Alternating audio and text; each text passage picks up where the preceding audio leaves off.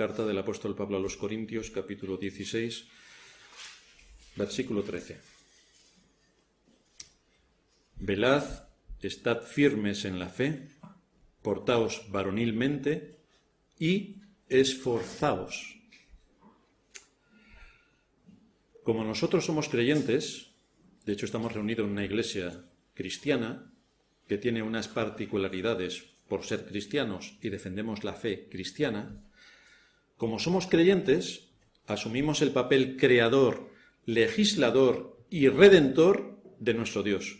Esto es importante que no lo perdamos de vista, porque muchas iglesias que se llaman cristianas no tienen a Dios como su creador, porque según ellos todo fue proceso evolutivo, que aunque Dios hizo el Big Bang, al final acabamos siendo lo que somos a lo largo de millones de años. Esto no lo creemos nosotros. Nosotros creemos que Dios creó el mundo, como dice su palabra, en 6 días literales de 24 horas. Creemos en Dios como nuestro legislador. De hecho, Él nos ha dejado los 10 mandamientos literales, escritos, para que no se nos olviden. Y creemos en un Dios redentor que llevó a cabo la obra de la salvación, entregándonos a Cristo para que muriera en nuestro lugar, presentándose Él, que era el justo, e imputándonos su justicia a nosotros que éramos los injustos. Por lo tanto, hay muchas cosas que conforman la base doctrinal y la columna vertebral de lo que nosotros decimos que somos como cristianos. También en su palabra revelada se nos muestra con precisión que en la creación Dios hizo al ser humano, Dios creó al ser humano. Y al crear al ser humano a su imagen y conforme a su semejanza, los hizo hombre y mujer.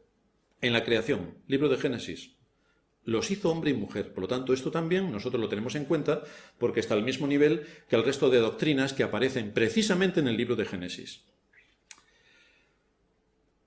No podemos aceptar, por tanto, la moda de hoy, que niega a Dios su papel creador, legislador y redentor, y niega también la diferencia de géneros, porque es distinta a la que hubo ayer y será completamente distinta a la que habrá mañana. Por eso nosotros nos centramos en la Biblia, que es la palabra de Dios, y por eso nosotros somos creyentes, porque aceptamos como verdad lo que Dios dice en su palabra. Ya sabemos que el mundo en el que estamos y vivimos piensa exactamente lo opuesto. No nos debe importar. Esto lo hace a propósito porque no quiere aceptar que haya un Dios creador, no lo quiere aceptar de ninguna manera, no quiere aceptar que haya un Dios que tiene poder para traer a la vida todo lo que existe, no quiere aceptar que Dios sea el legislador y le diga qué es lo que tienes que hacer, no lo puede soportar, y por supuesto, como dice la Iglesia Católica, y lo defendió en el Concilio de Trento, el ser humano es bueno, por naturaleza, como todos podemos ver. Por eso, cuando se celebró el Concilio de Trento, tardaron desde el año 1545 hasta el 1563 en reunirse y en aclararse todo porque estaban en guerras continuas, fruto de que el hombre es bueno, como todo el mundo sabe. Estuvimos viendo algunos ejemplos que nos deben servir para afianzar, por cierto, lo que se predicó lo que se acuñó en el Concilio de Trento, que fue la contrarreforma. Enseñanzas contrarias a lo que la Reforma sacó a la luz, es lo que hoy muchas iglesias evangélicas creen. No lo saben, pero creen la doctrina católica romana. De hecho, Calvino para ellos es un demonio con cuernos, tridente, todo rojo y con rabo, porque es lo que piensa la Iglesia Católica Romana. Y así muchas de las cosas que desde el Concilio de Trento se han ido manifestando, muchos de los que hoy se llaman evangélicos, que como dije el sermón pasado, celebrarán el año que viene la Reforma Protestante, resulta que son contrarreformadores y más les valdría celebrar el Concilio de Trento que no la Reforma Protestante, porque es eso exactamente lo que creen, el Concilio de Trento. Bien, estuvimos viendo algunos ejemplos que nos deben servir para afianzar lo que se espera de hombres que lideren su hogar, en cuanto a qué tareas y responsabilidades le han sido encomendadas para el buen funcionamiento de la familia, para el buen funcionamiento de la Iglesia y para el buen funcionamiento de la sociedad en la que vivimos. Estuvimos estudiando y analizando cómo Dios llamó a Noé y cómo Noé asume su papel. Noé se responsabiliza, Noé lidera, Noé resuelve, Noé ejecuta. Y entonces la promesa de Dios en Noé se cumple. Mas estableceré mi pacto contigo y entrarás en el arca tú, tus hijos, tu mujer y las mujeres de tus hijos contigo. Así que cuando vino el juicio de Dios sobre la tierra, Noé no tenía ningún temor, porque las promesas de Dios se cumplieron, ya que él hizo aquello que Dios le demandó. Y por lo tanto, Dios le bendijo. Estuvimos estudiando a Abraham. Dios le llamó de Ur de los Caldeos, una tierra completamente pagana, idólatra. Y lo primero que vemos es que Abraham obedeció y se dejó guiar por lo que el Dios eterno le estaba demandando. Y no solamente él asumió su posición, sino que también lideró a su familia. Génesis 18-19, porque yo sé que mandará a sus hijos y a su casa después de sí, que guarden el camino de Jehová, haciendo justicia y juicio, para que haga venir Jehová sobre Abraham lo que ha hablado acerca de él. Dios cumplió su promesa en Abraham, de que en su simiente serían benditas todas las naciones de la tierra. ¿Cuál es la simiente de Abraham? Cristo. En su simiente todas las naciones de la tierra hemos sido bendecidas, incluso los españoles. Encontramos a Josué. Ante la presión social del pueblo, Josué les plantea una cuestión, Josué 24:15. Si mal os parece servir a Jehová, porque veis cada uno siguiendo vuestro propio corazón y vuestros deseos, vuestros intereses y vuestros caminos, escogeos hoy a quien sirváis, si a los dioses a quien sirvieron vuestros padres cuando estuvieron al otro lado del río, o a los dioses de los amorreos en cuya tierra habitáis, pero yo y mi casa serviremos al Señor. Entonces, ¿qué queréis elegir? ¿Seguís el mundo y sus modas? ¿O seguimos lo que Dios dice en su palabra?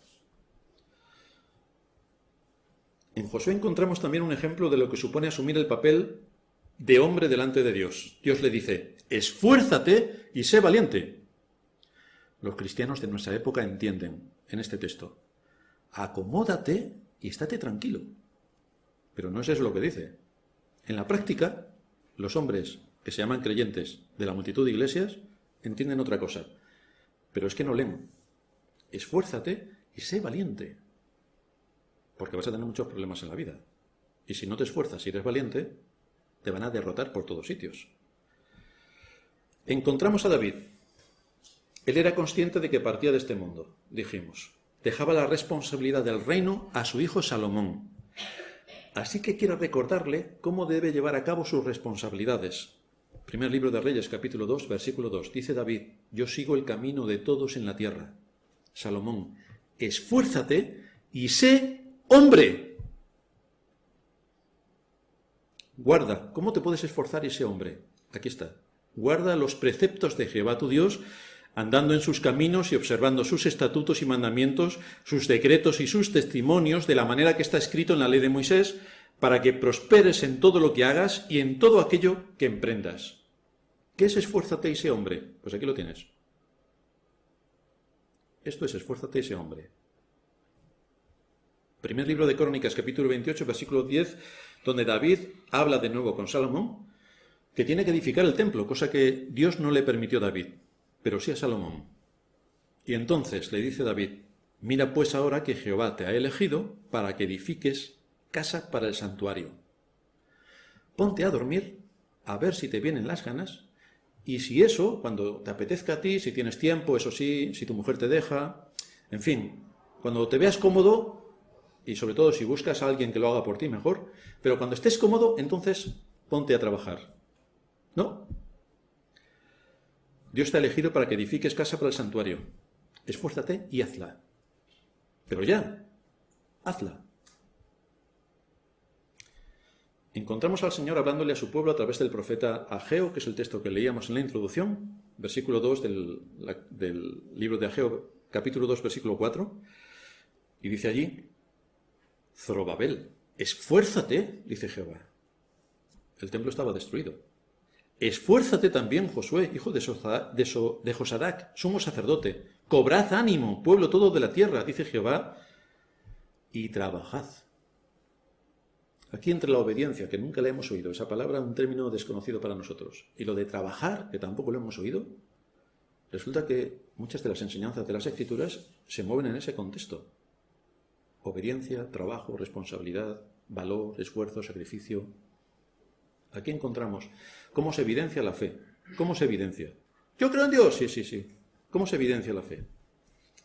El Señor les insta a que se esfuercen, a que trabajen para cumplir lo que se espera razonablemente de ellos. que alimenten sus almas y sus corazones con esa determinación, que cobrasen ánimo, porque tenían una promesa de Dios. Os voy a bendecir. Pero Dios no bendice en el contexto de los vagos, de los comodones, de los cobardes. Dios no bendice en ese contexto jamás. Bendice en el contexto del valor, el esfuerzo y el sacrificio. En ese contexto bendice. De manera que vemos esta constante en todos aquellos antepasados nuestros. Esta es la enseñanza constante. Esto es lo que ellos cogieron y ataron a su conciencia de una manera permanente. Servir a Cristo, por tanto, en medio de nuestra generación, requiere que seamos responsables en el contexto donde Dios nos ha puesto. Nos ha puesto en una familia. A algunos parece que les ha puesto en un contexto de un hotel. No, error. Familia. Familia. Tienes padre, madre, hermanos, hijos. Contexto familia. Entonces ahí tienes que desarrollar el papel de acuerdo a la función que tienes establecida. El padre como padre, la madre como madre, los hijos como hijos. Servir a Cristo en medio de nuestra generación requiere que seamos responsables en el contexto donde Dios nos ha puesto. ¡Iglesia! ¿Eso qué es?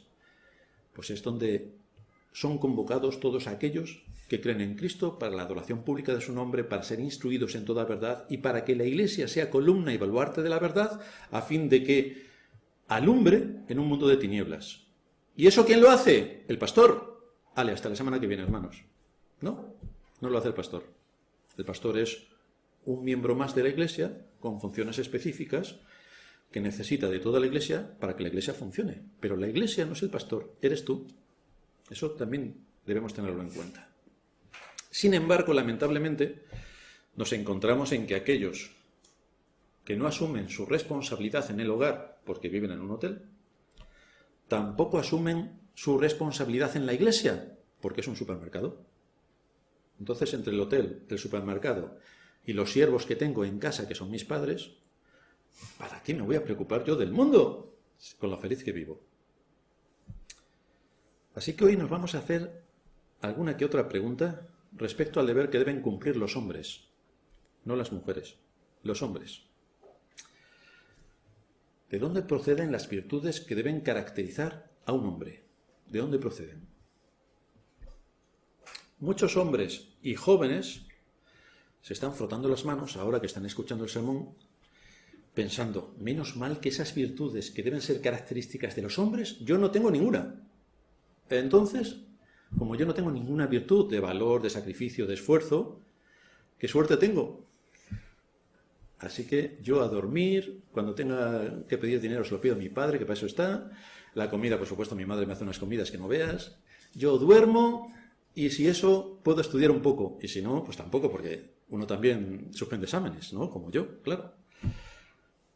Los que ya no son jóvenes y son mayores, bueno, para eso está mi mujer. Mi mujer lidera en la casa, hace la compra, va por esto, va por los niños, hace lo otro, no sé qué, lleva a los niños al médico. Yo cuando estoy enfermo también me lleva al médico, me cuida, me mima, me quita los zapatos cuando llego a casa, se levanta conmigo a las 5 de la mañana para que desayunemos juntos, quita el desayuno, se vuelve otra vez a sus labores y yo cuando llego a casa, bueno, es que tengo una mujer que hace de todo. ¿Para qué me voy a preocupar yo de hacer más cosas? Buenos días, querido hermano. En el contexto de la Iglesia vas a hacer exactamente lo mismo. Es decir, vas a ser un inútil, como lo eres en tu casa. Tu mujer, como te quiere mucho, no te dice nada, pobrecilla. Pero tu pastor sí que te lo va a decir. Vamos, que sí te lo va a decir. Y entonces te vas a poner colorado. ¿Y qué vamos a hacer? Así que si alguien está pensando, yo no tengo estas virtudes ni estas capacidades, yo le tengo que responder, eres un enorme ignorante. Fallas en lo fundamental. ¿Tú te acuerdas cuando naciste? No te acuerdas. Pero te aseguro que cuando naciste no sabías hablar. Y ahora no veas cómo hablas. Sobre todo para pedir. No paras. Una ametralladora. Tuviste que aprender a mover los labios. Y a que la lengua, dentro de la cavidad bucal, se pusiese en determinadas funciones y posturas para que los sonidos, de acuerdo a nuestra cultura y nuestro lenguaje, saliesen. Por eso cuando hablamos en inglés somos unos retrasados, porque no podemos mover la lengua como ellos la mueven y ponerla. Ellos tampoco lo hacen en español, que es peor todavía. Pero cambiar la lengua y darle la posición que necesita para... Eso es muy complicado. Y fíjate, a pesar de lo complicado que es, Y a pesar de que cuando nacimos no sabíamos hablar, ahora hablamos con absoluto rigor, cuando queremos, con nitidez, sobre todo si vamos a pedir algo. Sabemos argumentar y hacemos frases lógicas para que todo lo que necesitamos se nos dé. Cuando alguien nos pide algo, el oído no nos funciona. Pero si nosotros pedimos algo, argumentamos perfectamente. Esto nos demuestra que hay capacidades con las que uno viene a este mundo y que tiene que desarrollar. Si no las desarrollas, serías un mudo. Si vivieras en un mundo de mudos, no sabrías hablar, porque esto no es lo que se da en un entorno de mudos. Pero como resulta que tus padres hablan, tus abuelos, tus tíos, tus primos, tu mujer, tu marido, como todos hablan, pues al final nosotros nos hemos rodeado de lo que necesitamos para desarrollar nuestras capacidades. Y por eso hablamos, por eso hablamos. Así que este simple ejemplo nos sirve para entender que hay capacidades que tenemos en nosotros y que deben ser desarrolladas, como ocurre con el habla. Así que este mandato que nos da Pablo con absoluto rigor y es imperativo, es decir, no es una opción que te esfuerces y seas hombre, no es una opción, no es una opción, es un mandato imperativo.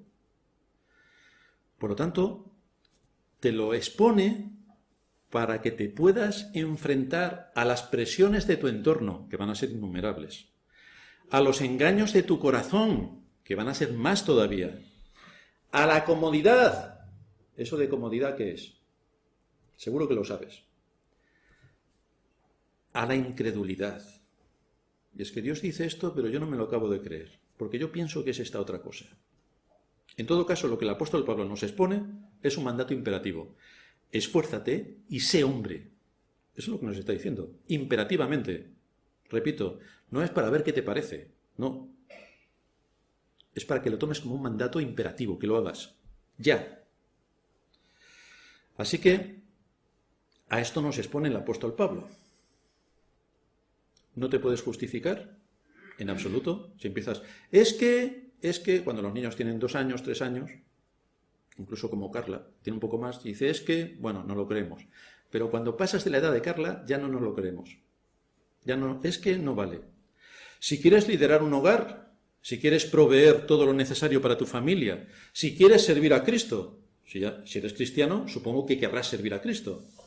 Si quieres crecer y desarrollarte como persona en todas las disciplinas que son necesarias, matemáticas, lengua, química, física, informática, en todo lo que nos nutre para defendernos en este mundo, desarrollarnos en este mundo, tienes un mandato en tono imperativo. Esfuérzate y sé hombre. Ese es el mandato que todos tenemos, los jóvenes y los mayores. Evidentemente, si con 20 añitos precisas que tu mamá todavía te haga la cama, te prepare la comidita, te ayude a estudiar, el problema no lo tienes tú, lo tienen tus padres. Luego hablaremos de ellos en otro sermón, que no han sabido educarte. Sin embargo, una falta de responsabilidad de esta categoría no solamente se evidencia en el hogar, en que se crían inútiles, sino también en la iglesia, que vienen inútiles igual que en su casa. Entonces son presa de los deseos de su corazón y la responsabilidad brilla por su ausencia. Ahora, si esto no solamente se da en los jóvenes, sino que también es un patrón de conducta de sus padres, los mayores son igual de irresponsables, entonces ya estamos hablando de comodidad, de egoísmo y de ser unos auténticos irresponsables, lo cual es gravísimo, porque este es el ejemplo que le están transmitiendo a sus hijos. De manera que vamos a ver algunos aspectos en cuanto al valor que se demanda de los hombres. En primer lugar, que hay un valor que es engañoso. Te engaña ese tipo de valor. Hay un valor para seguir los deseos carnales. Hay un valor para andar en el camino de la ignorancia. También esto se da en las iglesias. Muchos piensan que cuanto más ignorante seas de las Escrituras, eres más santo. No, eres más tonto, no más santo. Pero eso muchas iglesias no se lo quieren decir porque entonces insultarían a sus congregantes. Pero eso no es un insulto, es un adjetivo calificativo que califica al nombre. Cuando una persona no piensa como debería, Cuando una persona no piensa como debería, actúa como un necio. Esto es una regla matemática. Cuando una persona no actúa como debería, acaba siendo un necio. No quiere ser consecuente ni se plantea los riesgos y consecuencias de sus acciones.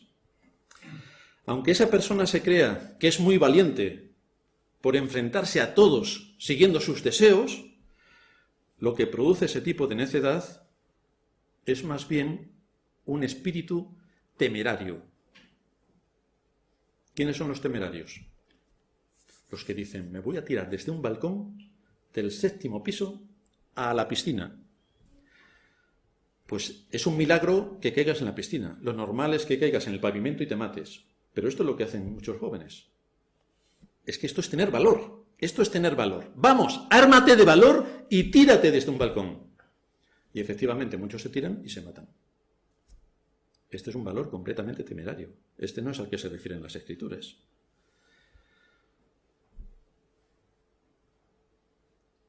Qué valientes también los que se enfrentan a la autoridad. Hay que ser muy valientes. Claro, si tu enfrentamiento contra la autoridad tiene que ver con negar la ley, no estamos hablando de que te enfrentas con valor a la autoridad, sino que te rebelas contra la autoridad, que es distinto. Por ejemplo, en el entorno de la familia, el mandato es honra a tu padre y a tu madre. Si tú te enfrentas contra ellos, estás violando la ley, por lo tanto es rebeldía.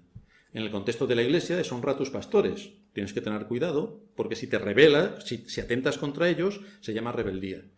En el contexto de la sociedad en la que vivimos, hay un mandato para honrar al rey. Si tú te enfrentas al rey y no tienes en cuenta el mandato, estás en un estado de rebeldía. Y todo ello es penado, en distintas formas, pero todo ello es penado.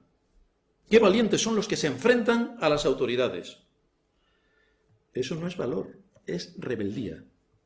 Debemos diferenciar. Hay otro tipo de valor también, y es el que se produce a causa del orgullo personal, para no caer en la vergüenza. Por ejemplo, si estás con amigos que no son creyentes, y por tanto debes recordar que todo lo que ellos hacen es contrario a las Escrituras, pero quieres conseguir la admiración de ellos para estar integrado en su grupo, entonces, si ellos fuman, claro, yo quiero estar integrado en un grupo y ahora resulta que todos fuman. Si tú no fumas, tienes un problema. O cuando se dicen palabras groseras, que ahora está tan de moda, para estar unido al grupo hay que decir palabras groseras. Y entonces, ¿también te sumas? O, si el grupo en el que estás toma más alcohol de lo debido, es decir, toma alcohol, y tú también por estar en sintonía, pues bebes una copa tras otra, porque tienes una gran presión si no lo haces, ¡qué valiente que eres! ¡Qué valiente! ¡Que te emborrachas también! ¡Qué valiente! Fíjate lo que dice Isaías. Isaías 5:22. ¡Ay de los que son valientes para beber vino! ¡Qué valientes! Y hombres fuertes para mezclar bebida. ¡Qué valiente! Luego, para las responsabilidades de la vida, y cuando hay que trabajar o estudiar o atender asuntos en la Iglesia delicados, nos encontramos que, claro, como han estado siendo valientes con sus amigos, en el contexto donde se necesita su ayuda y su papel, que es en su familia, en la Iglesia y en la sociedad, son unos inmaduros, unos inconstantes, unos irresponsables, unos vagos, unos caprichosos, unos necios, y seguimos así con la lista. Todos los que están en esta categoría no aportan nada a su casa, y si no solamente hay que fijarse, por supuesto no aportan nada a la Iglesia, porque la Iglesia es el resultado de lo que ocurre en casa, y por supuesto, ¿qué podemos esperar que aporten a la sociedad, salvo ser sanguijuelas sociales, que encima de los impuestos que pagamos algo se van a llevar?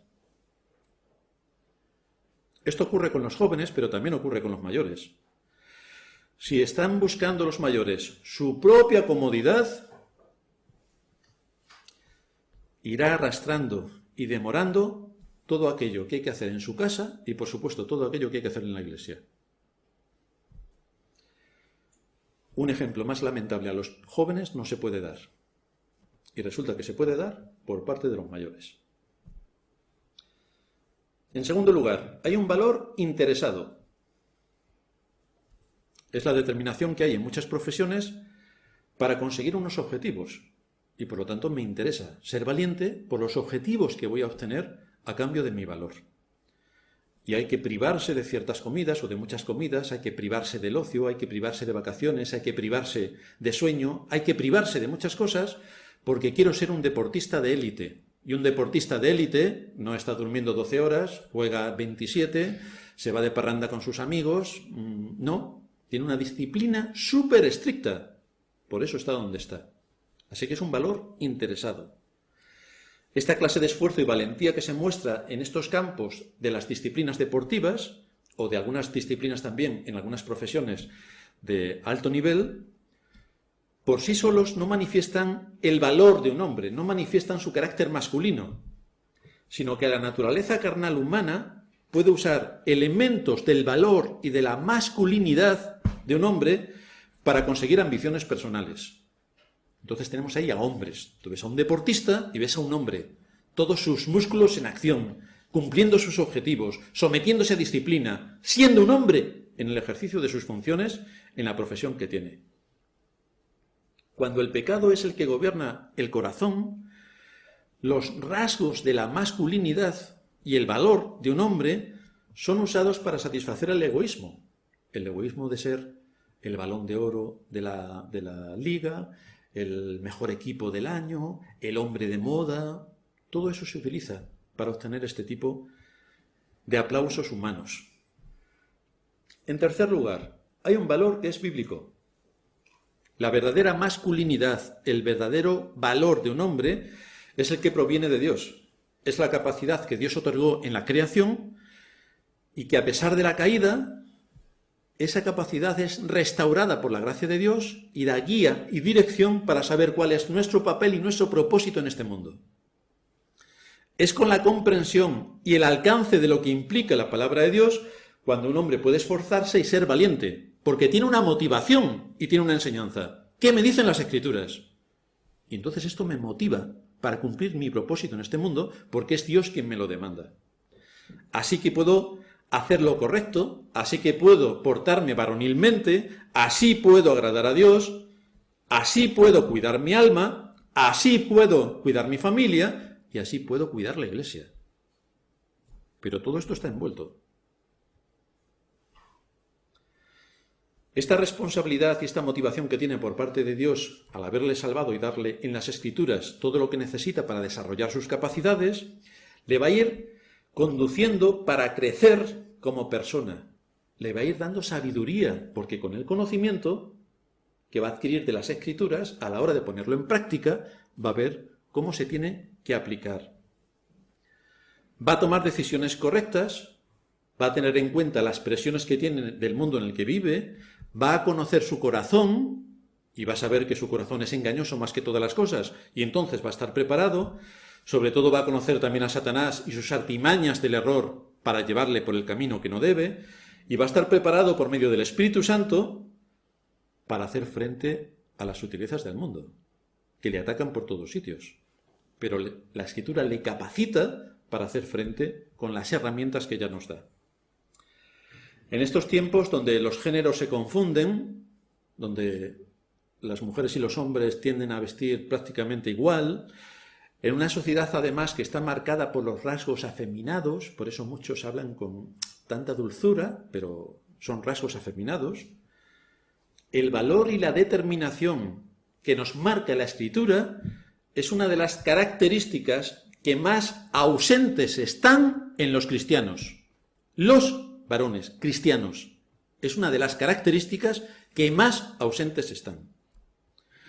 Como ya hemos dicho en anteriores sermones, cuando no hay una comprensión clara del Evangelio, cuando no hay la comprensión del alcance al que lleva el Evangelio, y es que afecta a todas las áreas de la vida,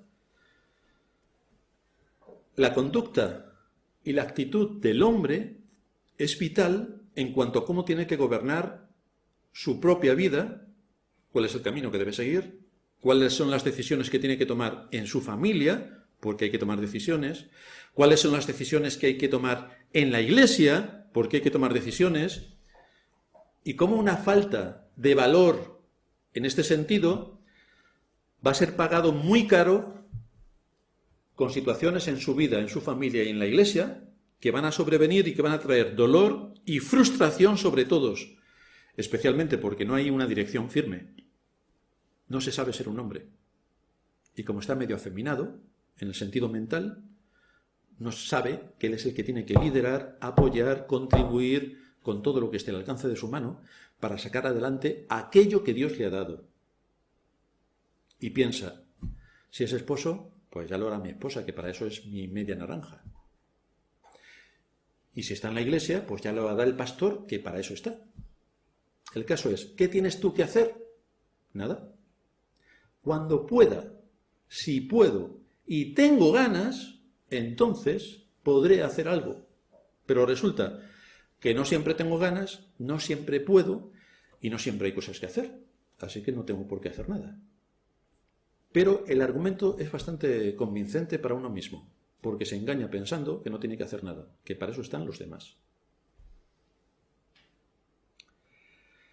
Esto supone, si lo ponemos en el contexto de la iglesia, o también se puede poner en el contexto de la familia, que el servicio que cada uno le debe al reino de Cristo queda o bien paralizado, porque no podemos avanzar, porque contamos contigo y no estás, o incluso retrocede, porque tú has dicho que ibas a hacer algo, resulta que no lo haces y ocasionas un desastre en el resto, que íbamos a un ritmo y nos has dejado descolocados y ahora no podemos hacer lo que estaba previsto, porque tú que te comprometiste a hacerlo no lo has hecho, con lo cual el perjuicio es para todos. Muchas gracias. Cuando esto ocurre en la familia, la mujer no va a permitir que el marido sea un inútil. Entonces es la mujer la que toma el control, porque la familia no puede ir al desastre, ni puede estar en la desidia. Entonces es la mujer la que toma el control de la familia. Se contraviene la palabra de Dios, se violan sus mandatos, pero si no, la familia no funciona. Si esto se da en muchas familias, os podéis imaginar que en la iglesia ya no hay un pastor, porque los hombres son unos inútiles.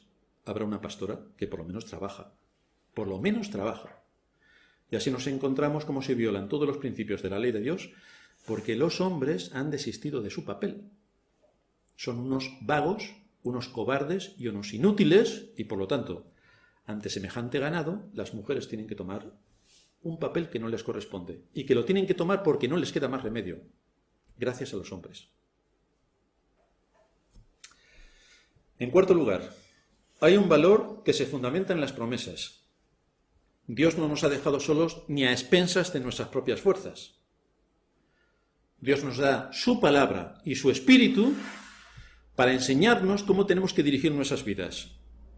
Y además está más que dispuesto a bendecirnos cuando cumplimos con nuestro papel. Josué 1:5. Nadie te podrá hacer frente en todos los días de tu vida. Como estuve con Moisés, estaré contigo, no te dejaré ni te desampararé. Esfuérzate y sé valiente, porque tú repartirás a este pueblo por heredad la tierra de la cual juré a sus padres que le daría a ellos. Dios también ha prometido sus bendiciones para la iglesia. A ver si adivináis a quién le dice esfuérzate y sé valiente. Si alguno piensa que al pastor se equivoca, al pastor también, pero al resto de los miembros de la iglesia también, a los hombres. Este es un mandato para los hombres.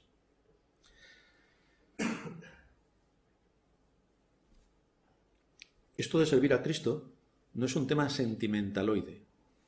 Muchos coritos de muchas iglesias, yo quiero servir a Cristo, yo quiero servir a Cristo. Y ahí se acabó todo el servicio. No se trata tampoco de ser buenistas, porque el buenismo es el peor cáncer que tienen las iglesias y las sociedades. Cuando uno quiere ser buenista, se pulveriza la ley. Entonces, tampoco el buenismo es el camino. Se trata de que nosotros tenemos que ser hombres en medio de nuestra familia.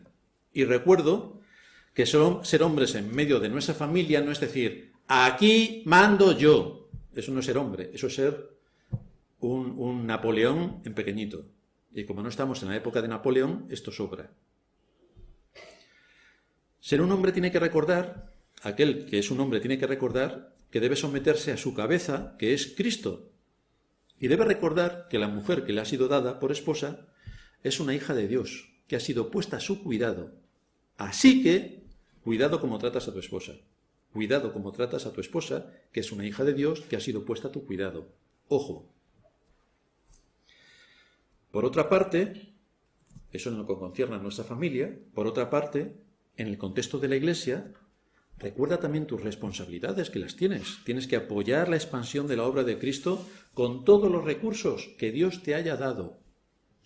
No cuando te venga bien, no cuando te parezca oportuno, no cuando te levantes de la siesta, ¿no?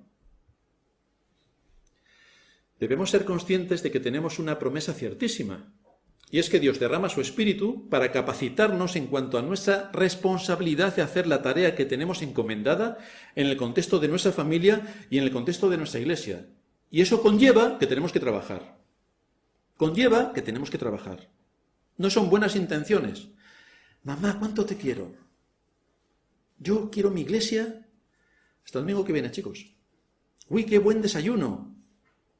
Hasta el domingo que viene, chicos. Uy, qué buen café. Hasta el domingo que viene, chicos. ¿No? Tú en qué aportas, en qué trabajas, en qué apoyas, cuáles son los recursos que pones a nivel de la Iglesia para que todos nos beneficiemos.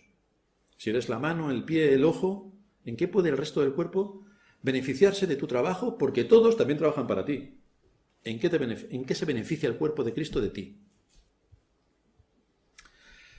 Al igual que tenemos muchas responsabilidades en el contexto familiar, y no solamente tenemos que ir a trabajar los hombres, sino que además tenemos que atender las cosas de nuestra casa, que siempre hay cosas que hacer, además tenemos que atender a nuestra esposa, además tenemos que atender a nuestros hijos, además tenemos que proveerles en 3 áreas específicas: su sustento material, su apoyo afectivo y la enseñanza espiritual.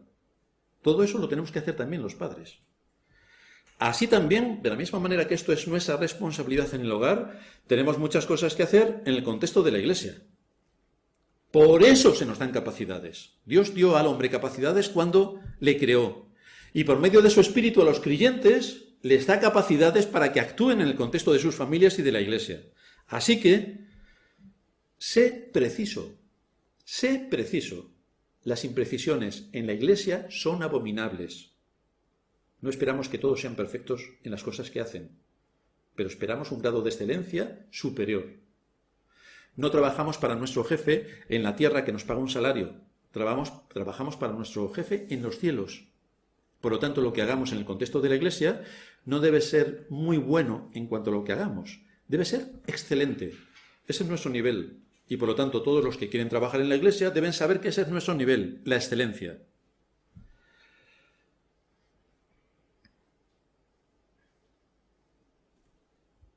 No dejes que pase el tiempo en aquellas cosas sobre las que tienes responsabilidad.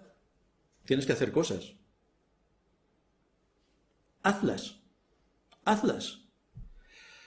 ¿Te imaginas que el pastor hiciera lo mismo que tú en muchas de tus responsabilidades que se te olvidan, o estás muy cómodo, o te vas de vacaciones, o has vuelto y no te has dado cuenta? Imagínate que el pastor llegase hoy y dijese: queridos hermanos, menos mal que está Sorín aquí, a ver si él se ha traído un sermón, porque yo no he podido en toda la semana preparar el sermón. Querido Sorín, ¿te puedes poner aquí a predicar, por favor? Que no he tenido tiempo. El segundo sermón. Acabo de venir de vacaciones, queridos hermanos, y es que no me ha llevado el ordenador. No he podido escribir el sermón. ¿Cuáles son las respuestas que vosotros le daríais si tuvierais un pastor así? O sea, que llegáis al culto, el día del Señor, para alabar su nombre, honrar su palabra, y el pastor no ha tenido tiempo. Y entonces algún hermano dice: bueno, es que yo me puedo excusar en las cosas que tengo que hacer y no hago porque trabajo 12 horas. Entonces yo le digo: yo también tengo que, para alimentar a mi familia, trabajo 12 horas. Excepto en verano, que estamos un poco con jornadas intensivas y demás. El resto del año me levanto a las 6 menos cuarto de la mañana o 6 y vuelvo a mi casa a las 7 o las 8 de la noche. ¿Tú no puedes hacerlo? Porque yo sí tengo que cumplir con mi responsabilidad de traeros el alimento todos los domingos sin fallar, y lo tenéis aquí preparado al 100%, y si me tengo que buscar la vida, no acostarme, levantarme a las 3 de la mañana o lo que sea, yo no se lo cuento a nadie y lo hago. ¿Y por qué piensas que tú en tus responsabilidades en la Iglesia Ya las harás cuando puedas, si puedes, cuando tengas gana y todo lo demás. ¿Hay alguna razón que justifique esa posición? ¿O tú lo admitirías del pastor? Y si no lo admitirías del pastor, ¿por qué lo admites de ti? Date cuenta que todo lo que se hace en el contexto de la Iglesia es para el beneficio de toda la Iglesia. Y si algo no está en su sitio, si algo está bien, nadie se da cuenta. Ahora, como algo esté mal, vemos a una mujer arreglada y bien peinada y maquillada, nadie se da cuenta. Ahora, como la veamos despeinada y sin maquillar, te has dado cuenta de Pepita que viene que parece... Claro. Y cuando hay cosas en la Iglesia que hacer y no las hacemos, ¿qué es lo que ocurre?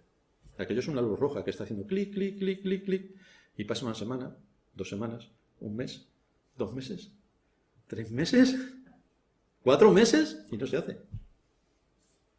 Y llegamos a otra reunión de iglesia y lo volvemos a exponer. Hermanos, sí. Y seguimos igual. Interesante. Es bastante lamentable ver que hay cosas que hacer en el contexto de la iglesia y no se hace. Bastante lamentable. Mira pues, ahora que Jehová te ha elegido para que edifiques casa para el santuario. Esfuérzate y hazla. Otro mandato que da David a Salomón. Se demanda del hombre que sea un hombre, que lidere, que sea resolutivo. Actúa. La conciencia de que Dios te ha llamado para hacer una tarea, bueno, es que no tengo que predicar, solamente tengo que limpiar la iglesia. Y esa no es una tarea por la cual sirves al Señor en el contexto de la iglesia, no es una tarea. Tú te puedes permitir el lujo de no limpiar o de no hacer esto o de no hacer lo otro y te quedas tan tranquilo, porque entiendes que la única tarea que hay que hacer en la iglesia es predicar, y si no predicas, estás exento de hacer lo demás. O lo haces cuando te venga bien. O sea, no has entendido el Evangelio. Da igual que prediques o que estés haciendo lo último que se puede hacer en la iglesia, con lo que hagas, estás sirviendo al Señor. Los que se ocupan del sonido, los que se ocupan de la web, los que se ocupan de que la iglesia esté limpia, todos trabajamos para Cristo.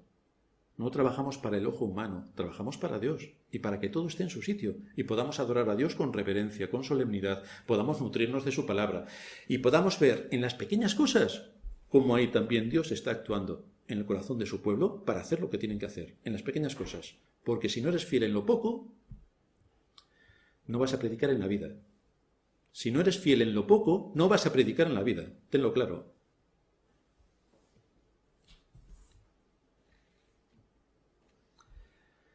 Tenemos una promesa de parte de Dios.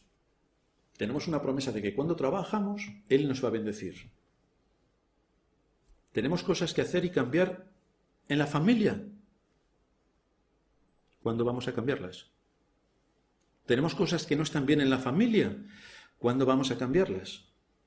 ¿Tenemos cosas que hacer en el contexto de la iglesia? ¿Cuándo vamos a hacerlas? A esto nos expone la Escritura. ¿Cuándo vamos a empezar a actuar?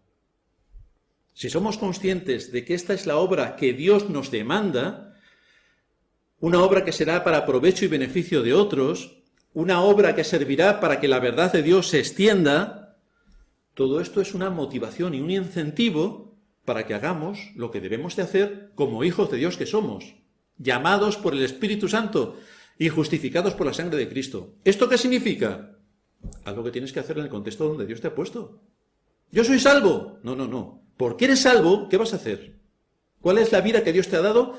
¿Y qué capacidades tienes que desarrollar para servir a Cristo en medio de tu generación? ¿En qué es evidencia que estás trabajando? ¿En qué es evidencia que estás aportando? ¿En qué estás dando testimonio de que sirves a Dios? Tenemos palabras de ánimo por parte del Señor. Fortaleced las manos cansadas, afirmad las rodillas endebles, decid a los de corazón apocado, esforzaos. Hermanos, tenemos que decir cada domingo esforzaos, ¿de verdad? Bien, pues el Señor nos lo vuelve a decir, pacientemente, esforzaos. He aquí que vuestro Dios viene con retribución, con pago. Dios mismo vendrá y os salvará. Pero trabaja. Tu motivación, por la fe que te ha sido dada, es que tienes que poner a trabajar tus capacidades. ¿Eres consciente de esta promesa de Dios que te ofrece bendición cuando actúas de acuerdo a lo que se espera de ti en tu hogar y en tu iglesia? Dios te promete que te va a bendecir. ¿Eres consciente? Pues bueno, esto lo haré cuando tenga un rato. Ya nos podemos poner a dormir cuando tengas un rato. Yo también lo voy a decir en los sermones. Cuando tenga un rato me pongo a preparar los sermones. Os aseguro que en todo el año tenéis un sermón. Porque nunca tengo un rato. Si no tomo la decisión y no tengo el valor y el esfuerzo de preparar los sermones, ningún sermón se prepara. Y esto ocurre lo mismo con Sorín y ocurre lo mismo con Oliver y todos los que se dedican a predicar. Pedimos al Señor, en muchos casos, Señor, bendícenos. Algunas personas, en otras culturas, cuando te ven, dicen, bendiciones, bendiciones, bendiciones, parecen papagayos, bendiciones. ¿Pero eso qué es? ¿Qué es? ¿Realmente saben lo que están diciendo? Porque Dios bendice no cuando decimos bendición, sino cuando trabajamos. Así que menos hablar y más trabajar. Es ahí cuando Dios bendice, en el contexto de nuestra responsabilidad en los ámbitos donde Dios nos ha puesto. Cuando cumplimos nuestro deber en nuestras familias y por tanto en nuestras iglesias, hay una bendición de enorme alcance. Dice Isaías 53:5. Entonces los ojos de los ciegos serán abiertos y los oídos de los sordos se abrirán. La Iglesia, por tanto, cumple su función a través de los hombres que Dios ha llamado a la salvación. No a través de los pastores únicamente, no, a través de los hombres que Él ha llamado a la salvación, que son quienes se deben ocupar de liderar sus casas. Liderar. Son quienes se tienen que ocupar de liderar la Iglesia. Porque si tenéis aquí a un pastor que es un lobo, ¿qué vais a hacer? Vosotros tenéis que liderar la Iglesia. Vosotros tenéis, los hombres, que liderar la Iglesia. Vuestra voz se debe oír. Vuestro esfuerzo y trabajo se deben hacer evidentes. Porque vosotros vais a defender la palabra de Dios y vais a defender la Iglesia. Por tu trabajo, por tu esfuerzo, por tu valor, la Iglesia crece, se desarrolla y cumple la función de ser columna y baluarte de la verdad en este mundo. Y a la vez honramos a Dios. Pero para eso te necesitamos a ti. En una sociedad mediocre como la nuestra, sin horizonte, con muchas familias deshechas, con sus jóvenes ninis, la Iglesia verdadera sigue marcando el carácter y el camino para las familias, sigue marcando el carácter y el camino para hombres y mujeres, sigue marcando el carácter y el camino para honrar a Dios. ¿Y dónde vamos a estar nosotros? Sino apoyando como hombres el ministerio de nuestra Iglesia, la fe que Dios nos ha dado y todo lo que conlleva ser la luz en medio de este mundo. En quinto lugar, hay un valor también que se nutre de la oración. Hechos 4:29. Ahora, Señor, mira sus amenazas y concede a tus siervos que con todo denuedo hablen tu palabra. Denuedo. Es un término que aparece con frecuencia en el libro de Hechos y tiene que ver con fortaleza, con valentía.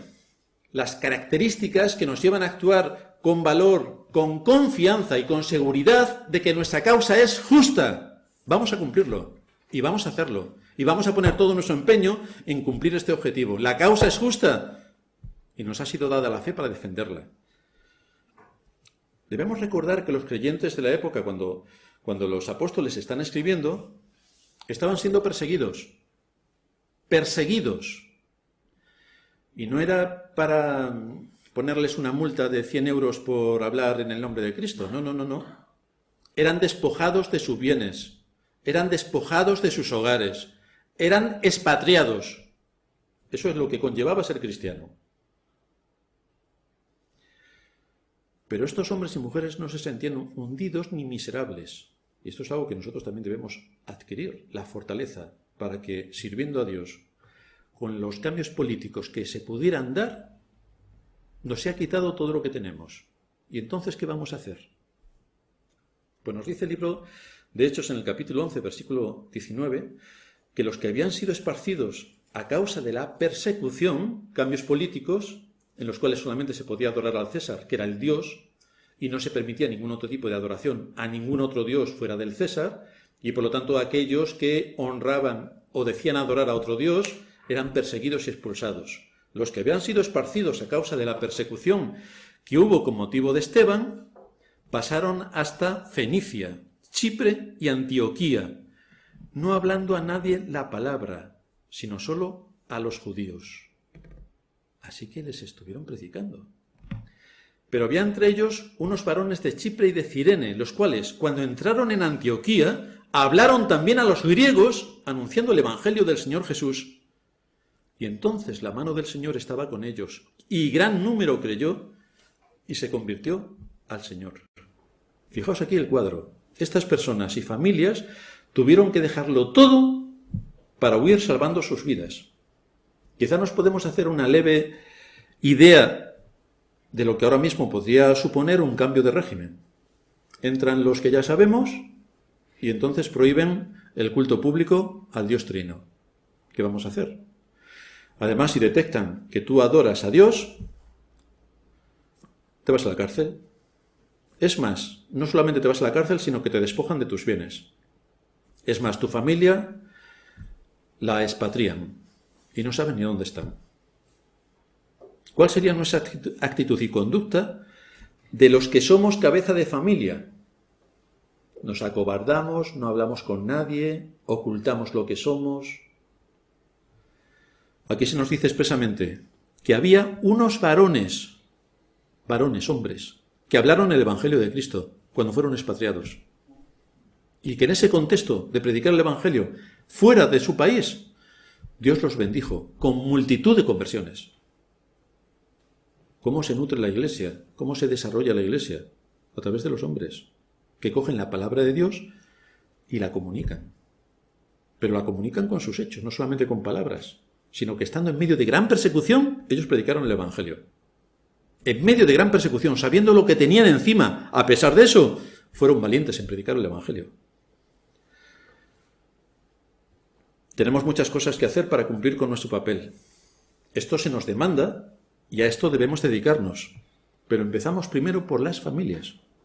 Porque si la familia no está en su sitio, la Iglesia tampoco. No olvidéis esto. Cuando nos encontramos hombres esforzados para buscar sus ingresos económicos, pero no para ordenar su casa, ni para crecer en gracia, ni para apoyar el ministerio, ni para mantener y orar en cuanto a los temas de la Iglesia, hermano, si tú no oras por tu Iglesia, si tú no tienes carga por tu Iglesia, si tú hoy, el día del Señor, no te has levantado como hombre para poner delante de Dios el día de adoración, el que recibamos su palabra con gozo, el que tengamos un espíritu enseñable, el que Dios pueda ser honrado en medio del culto de la Iglesia públicamente, si tú no te levantas ni siquiera con este espíritu, ¿cómo se va a hacer la obra de Dios? ¿Cómo se va a hacer la obra de Dios? ¿Esperamos milagros? Porque Dios siempre actúa a través de hombres, siempre. Abraham, Noé, David. Dios siempre ha transmitido el Evangelio a través de hombres. No ha sido algo que venía en una nebulosa y de pronto se convirtieron miles. No, se convirtieron porque se predicó el Evangelio. Y el Evangelio lo predicó un hombre. Siempre. Nosotros estamos aquí porque alguien nos habló de Cristo. Misioneros, pastores. Dios siempre utiliza a un hombre para que su palabra sea predicada y utiliza a su espíritu para abrir nuestro oído y que podamos entender su palabra. Así que, si no tienes en orden tu casa, no puedes crecer en gracia. Porque si creces en gracia, tienes en orden tu casa. Si no oras por la Iglesia, para la Iglesia y con la Iglesia, ¿cómo se va a hacer la obra de Dios? ¿Cómo? ¿Cómo se hace? Cuando en las iglesias solo encontramos buenismo entre los hombres, aún hombres que temen a Dios, pero son buenistas, que no se atreven a tomar decisiones en sus familias, con sus hijos o con sus esposas para organizar sus casas con valor que lo necesitan y mucho esfuerzo que también lo necesitan, ¿cómo pueden esperar la promesa de bendición de Dios en sus hogares? Lo que están haciendo es mostrar su incredulidad ante la palabra de Dios y por lo tanto ni se esfuerzan ni son valientes porque temen lo que el hombre o su esposa o sus hijos pueden hacerle. Si esto es así en tu caso, ¿cómo se va a hacer la obra de Dios? Si eres un cobarde, ¿cómo se va a hacer la obra de Dios? Si no organizas tu tiempo y tus labores para dedicarte a apoyar la verdad, si no suplicas cada día al Dios eterno que te dé discernimiento y valor para atender tus responsabilidades, ¿cómo va a progresar el reino de Cristo? ¿Cómo? Aquellos hombres que se nos muestran aquí en Hechos tenían denuedo, porque lo pedían y lo pedían y lo pedían para servir a Dios en medio de su generación, para que su verdad y el Evangelio llegase hasta los confines del mundo, y asumieron el que fueran expatriados para poder seguir predicando el Evangelio. Así que aquello que parecía terrible para ellos sirvió para que el Evangelio fuese predicado. Ellos pudieron ver el cumplimiento de las promesas de Dios en medio de gran sufrimiento. Nosotros no sufrimos. ¿Y no hacemos nada? No sufrimos y no hacemos nada. Hay que hacer esto, lo otro, lo demás allá. No tengo tiempo, estoy cansado. A ver cuántas más excusas se nos ocurren. ¿Qué más se me ocurre? No tengo tiempo, estoy cansado. No se me ocurre nada más. Pero es que estoy muy cansado. Entonces no hago nada. En medio de sufrimientos terribles, estaban sirviendo a Dios. Así, el reino de Cristo ha ido prosperando. Ha ido prosperando a lo largo de las generaciones, a través de hombres valientes. Y gracias a ellos, repito, por su valor y su esfuerzo, nosotros hoy estamos aquí. Pero si hay hombres que no son valientes para tomar las decisiones que deben tomar, y recordamos a Elí, que no quiso enfrentar a sus hijos con la verdad, que no quería problemas con ellos, un buen hombre, pero que carecía de valor, lo que encontramos es el terrible daño que hizo a sus hijos, porque los envió directamente al infierno, porque eran sus hijos, ¿cómo le va a decir algo a sus hijos? El mal testimonio que hubo en su familia, que podíamos pensar de la familia de Elí.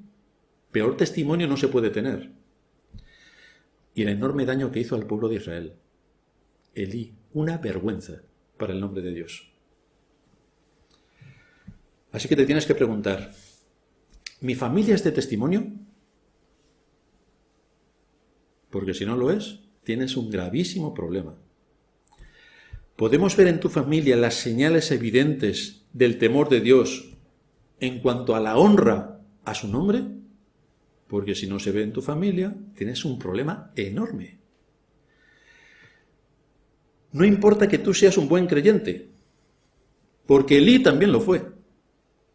Pero hay algo vital que no has hecho como esposo y como padre. Y lo tienes que hacer. ¿Qué pérdida más grande para las familias, para la Iglesia y para el mundo que no haya hombres esforzados y valientes? Que no haya hombres con un carácter cristiano, que lideren y que sean resolutivos. ¡Qué deshonra! Hombres que no solamente oren cada día por la extensión del reino de Cristo, sino también que estén codo con los asuntos que tienen que ver con la Iglesia. Que sean resolutivos, que sean esforzados, que sean valientes para cumplir la obra del ministerio en su familia y en el contexto de la Iglesia donde Dios le ha puesto. ¡Qué pérdida más grande para el reino de Cristo! ¡Qué pérdida! Así que, hermano, si estás en esta situación que hemos descrito, tienes que arreglar tu vida. Tienes que arreglar tu vida. Tienes que ir a Cristo. Tienes que confesar tu debilidad, tu cobardía, y tienes que pedirle y suplicarle que infunda en ti el santo valor para cumplir aquello que se espera, razonablemente, de los que han conocido la verdad. Pero para esto se requiere valor. Te tienes que enfrentar a tu mujer, a tus hijos, te tienes que enfrentar. Y tienes que suplicar continuamente a Dios que te dé valor para asumir la posición que como hombre, creyente, dentro del cuerpo de Cristo y en tu familia, se demanda de los que han conocido la verdad. Vamos a terminar en oración.